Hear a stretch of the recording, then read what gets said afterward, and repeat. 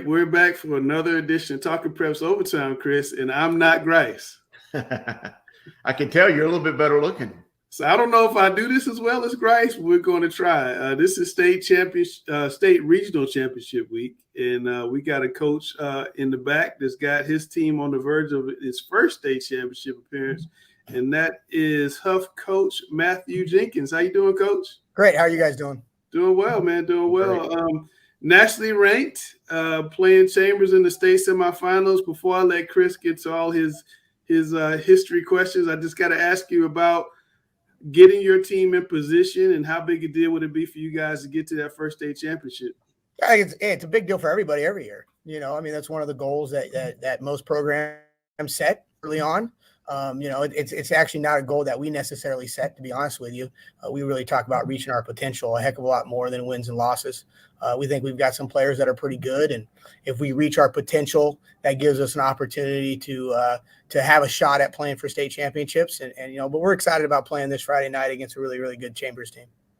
How cool is it to have home field advantage and get to do it in front of your home fans? Yeah, it's neat. Yeah, it's great for the community. It's great for Hough High School. Our student body has been fantastic this year. They've been extremely supportive at every game. I think we've had more involvement out of them this year than in my 4 years previous. I think maybe COVID had a little bit to do with that. They're just excited to be back out and getting to be teenagers again. And we're excited about hosting on Friday night. Yeah. How different is this run than the 2017 run? 2017, we started 0-2 that year. We lost to Harding, which was a really, really good football team. Yeah. That first year, and then we blew a 10-point lead in the fourth quarter to Providence. In fact, I can remember that. It shows you that you remember your losses and I can remember your wins. That's right. It was one of those. I think I had a couple for sale signs in the front yard. I don't know how they found out where I lived, but they did, and we were able to kind of turn it around, and we started playing really, really well down the stretch. And I think it was a great run by that team. I think this has a different feel. I think the expectations maybe were a little bit higher going into this season than they were that year. We had Derwin Gray on the show recently, Pastor Derwin Gray, former Panther, former Charlotte Christian parent, and he was talking about how Hough has all of this talent every year. You put out enormous amounts of D1 players. I mean, I saw Evan Pryor playing for Ohio State the other day, and he was saying, you guys really have to get over the hump. Is there a pressure there, given the success you had, to get to a championship game and to win a championship game? No, because it's not a mission. Say again? Winning state championships are not my mission.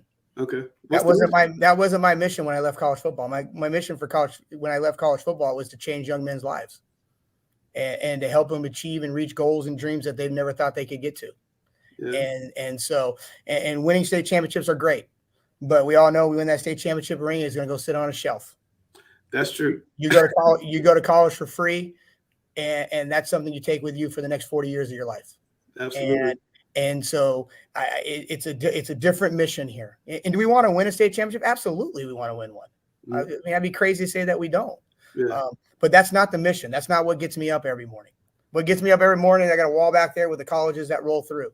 What gets me up in the morning is making the phone calls and the texts and selling our young men to schools and getting every young man who wants to play college football, if they're good enough, an opportunity to do that. And, getting up and making sure they're doing what they're supposed to be doing in the classroom. And all of those kind of things. And so, yeah, we want to win it. And we're going to do everything we can. We're going to work our tails off as a staff. Our kids are going to work their tails off on the practice field in the off season to win one. But at the end of the day, I've said it before. I'll say it. I'd rather put 200 kids in college than win a state championship.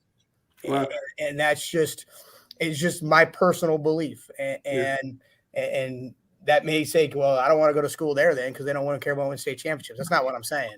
I want to win a state championship, but that's not what my mission was when I chose to make a heck of a lot less money to coach high school football. Yeah, before I turn off to the guru, and I do want to get into your history, we got to talk about this game specifically with Chambers. Mm-hmm. You guys won the first round 16-10. You really kind of shut down their running game and kind of beat them at their own game, that tough physical matchup. Do you expect that again, or do you expect some changes on their end? Yeah, I think we'll do some things differently. I think we'll both go back and watch the tape and it was so long ago, and there's been an entire season basically played since then. I mean, I think we played week 5, I think, or week 6, and we're now in week 15. Yeah. So we basically played an entire season since the last time we played. So they've evolved as a team watching film. I know we've evolved as a team. So there'll be different things that we'll do. They're doing some things differently on both sides of the ball that we'll have to account for. So you go back and you watch it, you see what worked well for you, what didn't work well, what they did well, what they tried to do schematically to take away some of your things. You prepare that way, but then you also try to plan that with what they've been doing recently, and so will we see a different scoring game? I don't know. I mean, I don't think any of our games have been that high scoring football games. I think, I think the first year that Coach Furby was there, I think maybe we scored 40 in that game, and they scored 20 something. I think that's maybe the highest scoring game we've had and since he's been at the school. So I would anticipate that, it's going to be about the same amount of points, but it's they got a ton of athletes all over the field, and like any other week, I'm hoping we keep it close in the fourth quarter, make a few plays late, and win a game. And at this point, it doesn't matter if you win by 30 or you win by 1. It's about winning the game and playing, playing Friday or Saturday, whenever the state's going to put out that when teams play in the state championship. It's about playing that next week. Yeah, absolutely. Well, Coach Jenkins, you mentioned your mission being to get players into collegiate level. You obviously coach there, so you're very intimately aware of what it takes, not only for the young man moving to that level, but you've got relationships with so many guys you've coached that now play at that next level. How has, and I only bring this up because this is the week now that the college coaches are back on campus, how has your relationship with previous players in trying to guide them through their college careers, even once they've left Hough High School and left your guidance, but, still keeping that relationship with them? How has the transfer portal affected what you do as a high school coach? Do the players reach back to you and ask your opinion? Do you see the high school game changing with players wanting to move here or there because of what they see players being able to move to college level? Yeah, well, you've kind of froze. So I missed the second part of the question. But the first, one of the nice things is if you run your program right and you develop those relationships with kids and they trust and value who you are, you don't stop having those relationships when they leave you, right? And so the transfer portal has completely changed college recruiting. It's the one-time transfer now. Group 5 schools are going in and trying to find the FC or the Power 5 offensive lineman who's looking to leave so they can come in and hopefully make an instant impact in the program. And it just kind of trickles down from there. FCS are looking at those Group 5 kids and trying to get them down.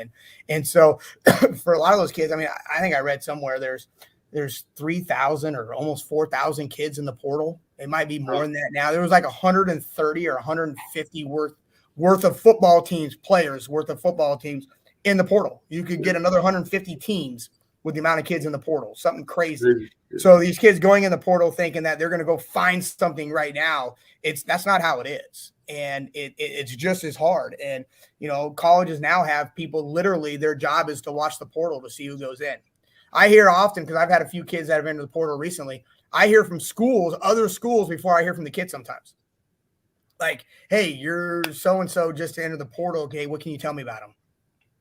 How has that negatively affected the high school recruiting? Because now that they can pick some guys that may be 20 years old versus a position they would have offered a freshman, an incoming freshman. I don't think it affects the Power 5s as much. I think, the Power 5s, are they taking kids in the portal? Yeah, there still are, but they're handpicking a kid here and a kid there. I think it definitely affects the FCS and the Group 5. Yep. And so those scholarships that often went to high school kids, now they're taking 10 or 6, 8 to 10 of them and finding transfer kids, finding portal kids to go in there, where they used to maybe find 4 or 5 JUCO kids. Now they're finding, 6 or 8 portal kids. Well, one of the things that we always do here at the Talking Preps OT podcast is we try to, tell the history and the backstory of the coach, how the coach got to the position they're in. I've known you for a long time. I'm very keenly aware of the path you took. I know you as a head football coach in Las Vegas, your collegiate work. But for maybe just the general observers or just the general fans here in the Charlotte area that don't know Coach Jenkins, maybe like I do, give everybody a backstory of how you got to Charlotte, maybe the coaches along the way that influenced you to help you get to where you're at today. Sure.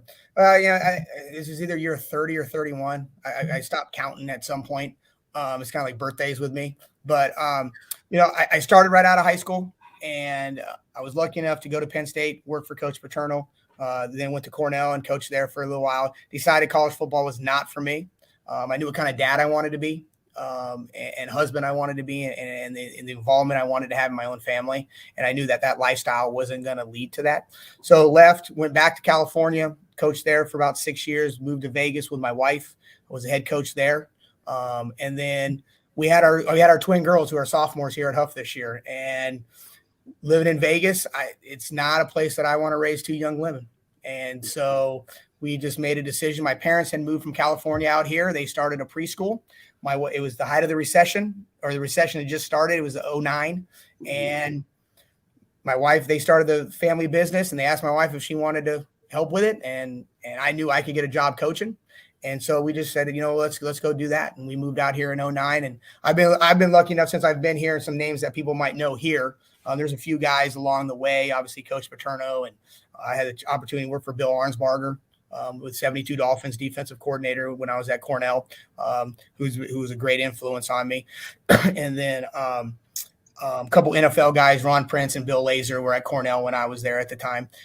But here in North Carolina, I worked for Jim Ruark at Myers Park in 2009, who's a tremendous individual, and learned a lot from him. Then I was fortunate to go with Coach Glenn Padgett over at Concord, and spent 5 years with him, in two different stints.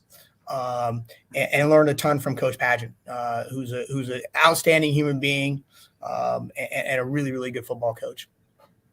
You also spent time as the head coach at Hopewell, then went back to become an assistant before you ultimately got elevated to the job at Hough, to where I think you've done a great job. But how have those experiences at the different levels, whether at a school like Hopewell or a school like Concord, or how does those experiences with different kids from different backgrounds, different socio backgrounds, different states and all that, how have you kind of taken those experiences and kind of helped maybe guide and define how you coach today? You mentioned your mission is ultimately to help kids get college scholarships, which is admirable and commendable. But how have all those experiences just kind of shaped you today?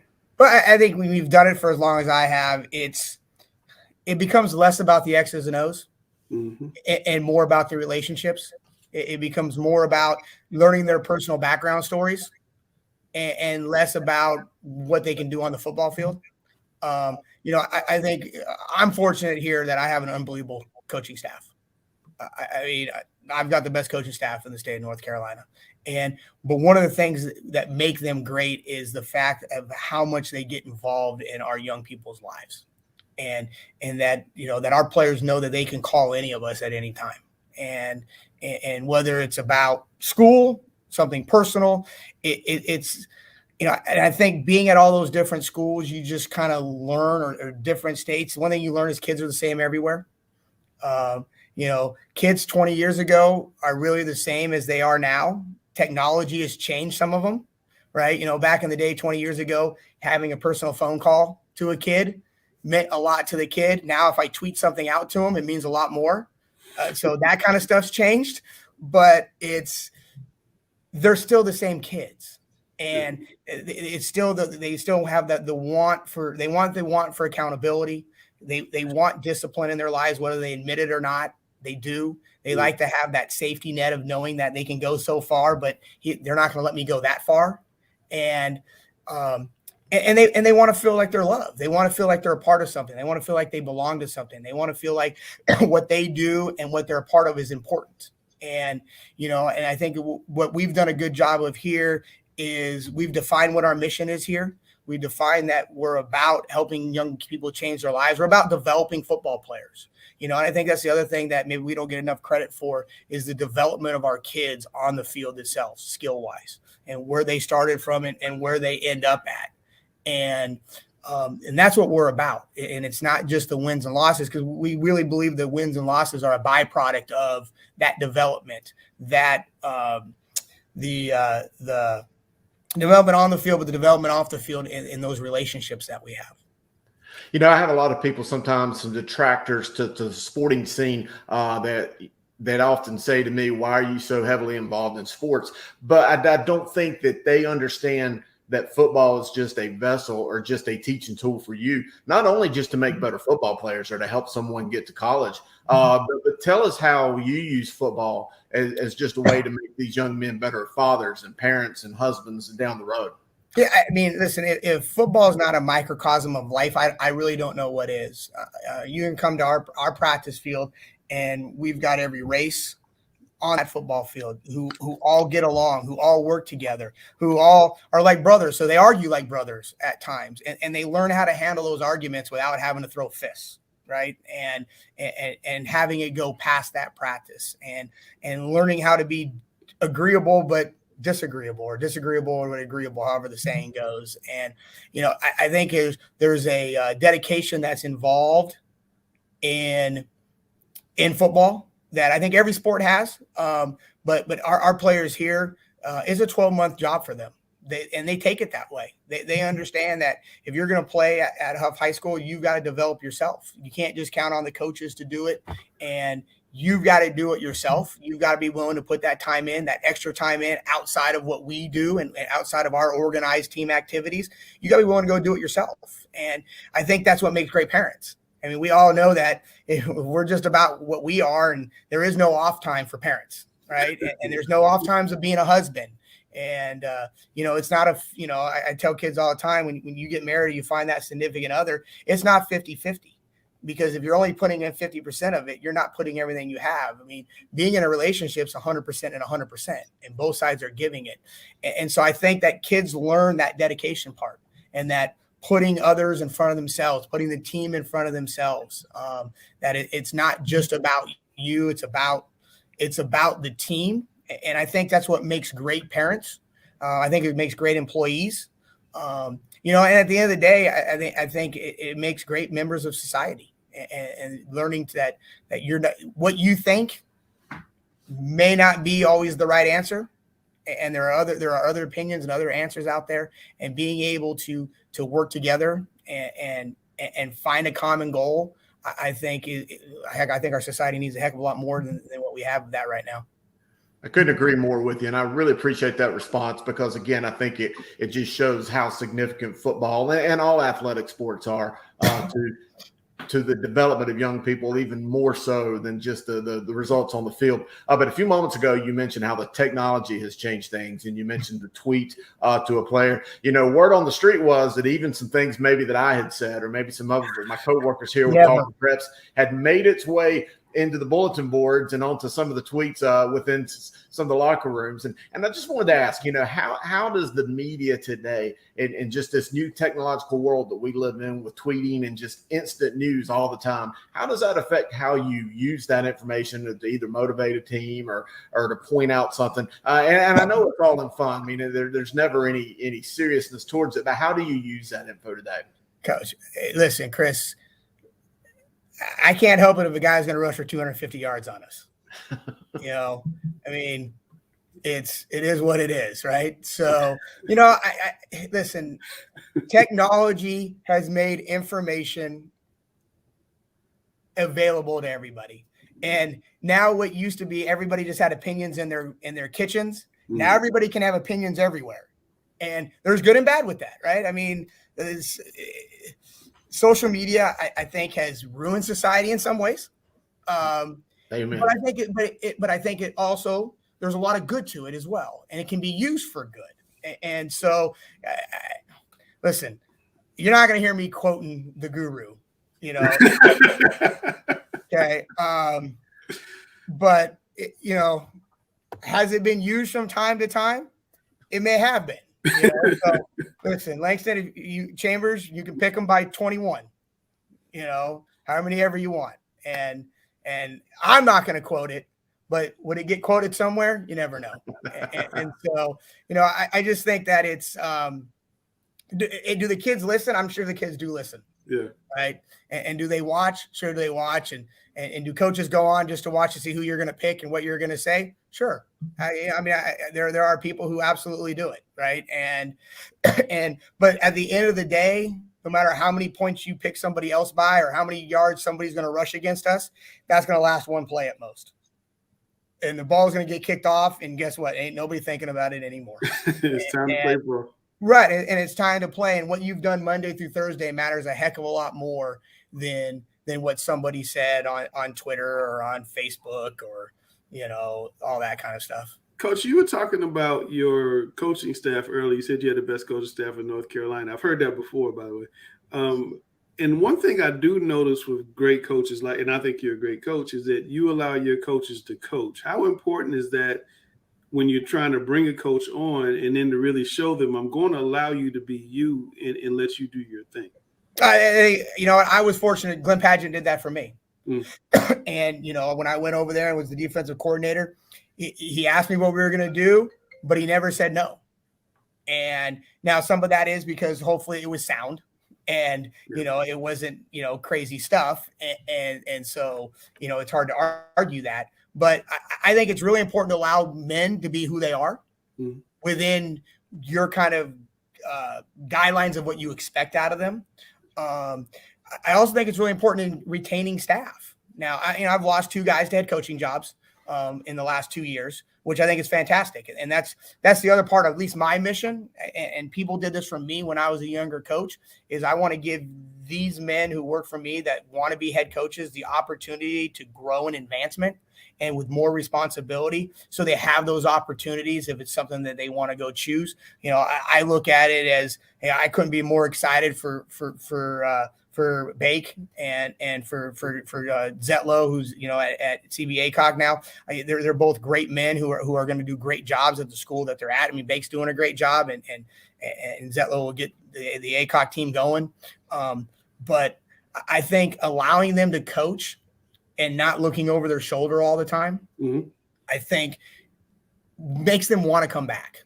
Right. It makes them want to be on your staff. It makes your practices remind me of college practices I go to, but I mean, you come from a college environment. I mean, you kind of out there. We try. You're the maestro, and then everybody's kind of doing their thing. It's but I think that's kind of part of the back to the development part for us is that what we also think is it's not just getting them to that level, but it's helping them be successful at that level.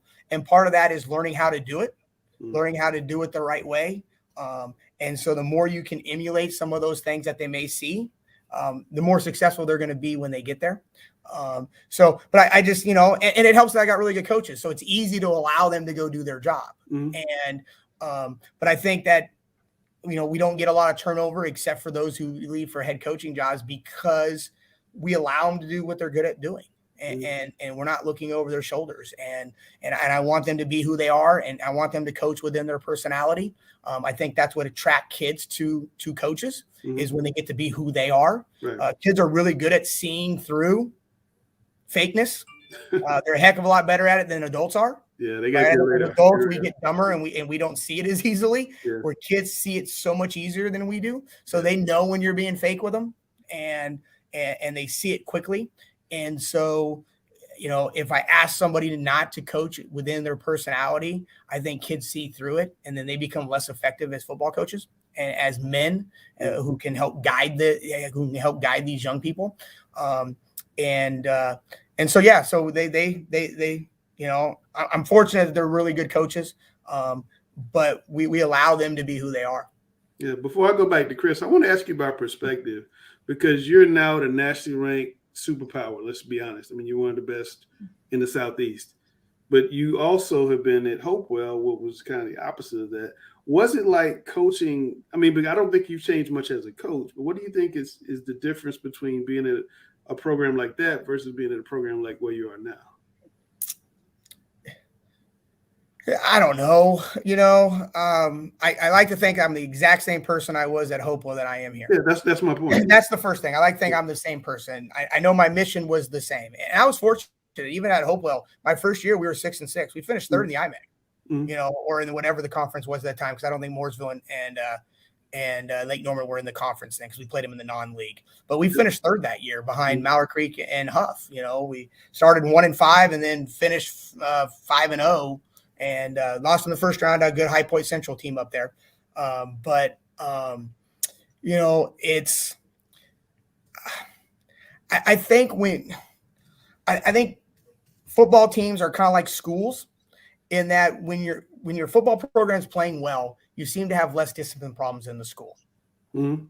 And principals will tell you that when you have a good football program, because it starts the season, it starts the year. Mm-hmm. And when they're successful, attitudes are different on campus. Mm-hmm. Usually behavior is a little bit better on campus. Mm-hmm. I think when your football program is winning, you have less disruption that way. Okay. And kids buy in more, right? Yeah. So even the kid who may not be getting quite as much playing time as they want, it's hard to argue that they should get more when you're winning football games. Sure. And so they kind of continue to develop and they show up to practice and they do what they're supposed to do because you are. When you're not, I think some of those off the field issues become bigger issues because, if you're like, we were in second year at Hopewell, but we were 2-9. We had a lot of kids that returned but we lost some senior leaders and our senior leaders that year weren't fantastic. Mm-hmm. And so, we had more off the field issues that year than we did the year that we were 6-6.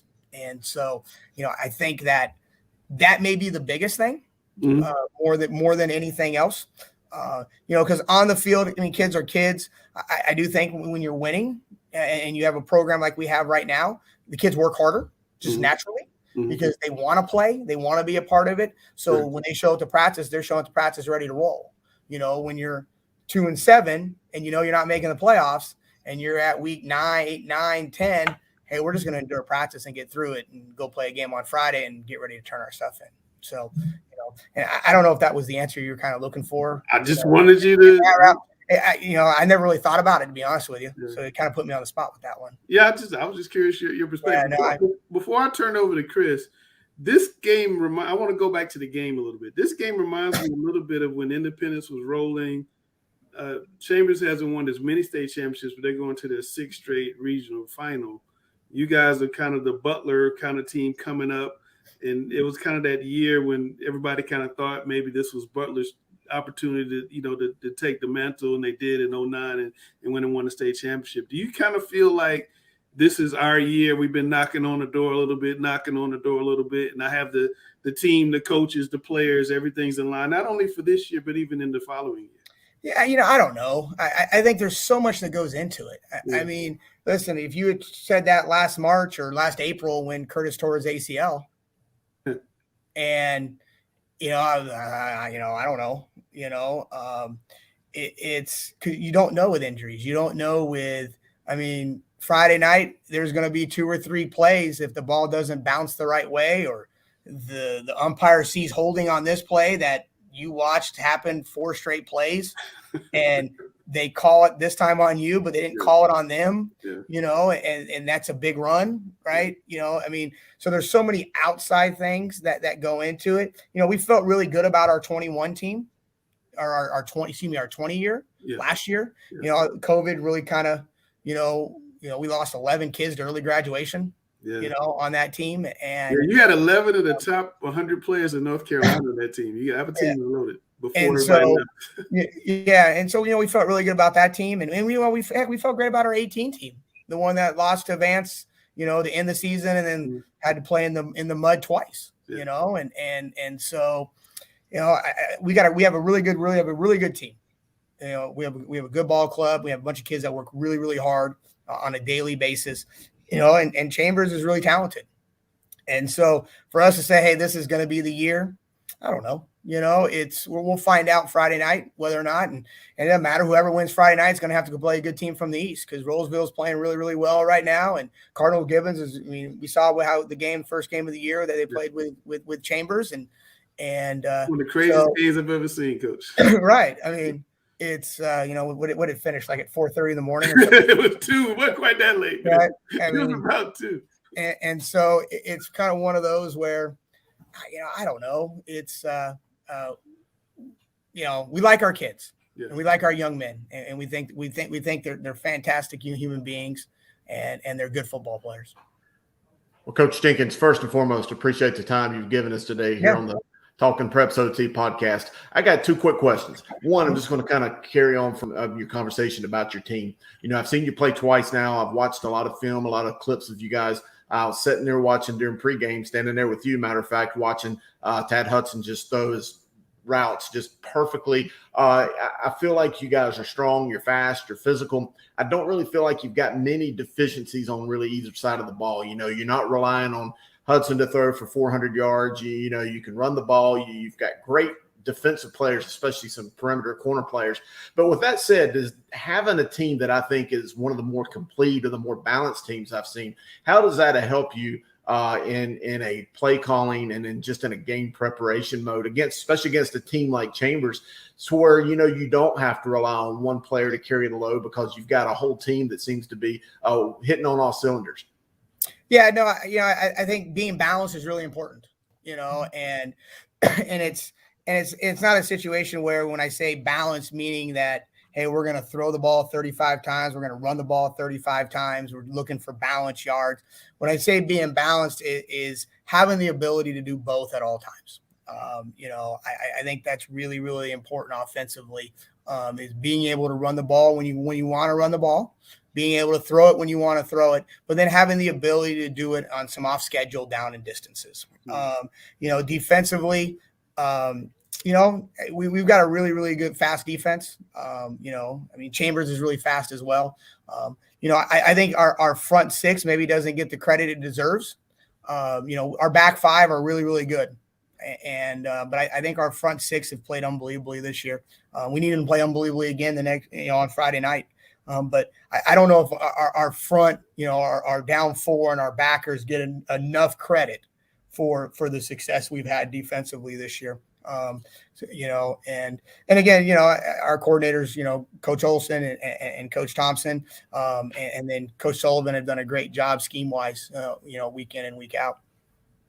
Well, one last question for me, and I think you're at the top of your game. Obviously the success and what you're doing and the stage that you guys are playing on this Friday says enough. And you guys and you personally have had a tremendous career. And again, you're right there at the top of your game. But there's going to be a day when Coach Jenkins just decides that he wants to be a dad or go on and travel around the 50 states or do whatever it is you're going to do with your wife and move on. And when that day comes that you don't want to coach football again, what do you want the people around here to think of you? You've already talked about your mission as a coach, more so helping the players and becoming better leaders and better men in life. But when things are said and done, what do you want your legacy to be when people think of Coach Matt Jenkins? Oh, gosh, I don't know. I don't know if I've ever even thought about it before. He cared about kids, that he was passionate about what he did. He cared about kids. He cared about human beings. That if somebody needed something, he'd be there for them. I don't know. I don't care about the football stuff. I never have. If I did, I'd probably still be coaching in college. And I go back to this. It's about the relationship part of life. I think that's really important. I think, how many people show up to your funeral is a heck of a lot more important than how many people show up to a game on a Friday night. And I think that shows kind of a true impact that you had on people. When somebody takes the time out of their day to show up to something, you're not even there, and I don't know. I leave the legacy things and what people think about you to people who are doing the thinking. And, I know I go home every day and I got 2 young ladies that I think love me on most days. And I don't know if my wife will let me retire because I may be home too much then. We'll see. But I know she loves me. And so at the end of the day, my dog loves the heck out of me. And that's probably the most important thing. So it's